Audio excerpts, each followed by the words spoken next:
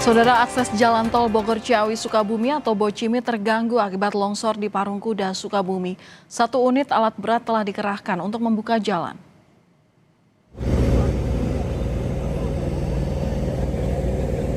Petugas gabungan masih membersihkan material longsor yang menutup badan jalan di kilometer 72 ruas tol Bocimi Sukabumi. Longsor tebing setinggi 15 meter yang terjadi pada Rabu sore mengakibatkan ruas tol dari arah Sukabumi menuju Jakarta ditutup.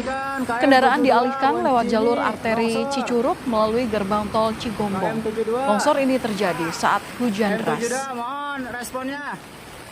Tepatnya di kilometer 72 exit tol Parungkuda Bocimi.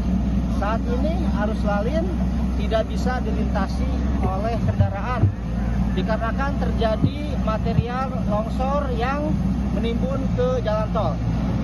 Estimasi pengerjaan kurang lebih 2-3 jam. Saat ini kami dari Satuan Lalu Lintas Polres Sukabumi melakukan rekayasa lalin bagi kendaraan dari Parungkuda yang akan menuju ke Bogor bisa melintasi arteri Parungkuda Cicurug dan masuk wilayah exit tol Cigombong.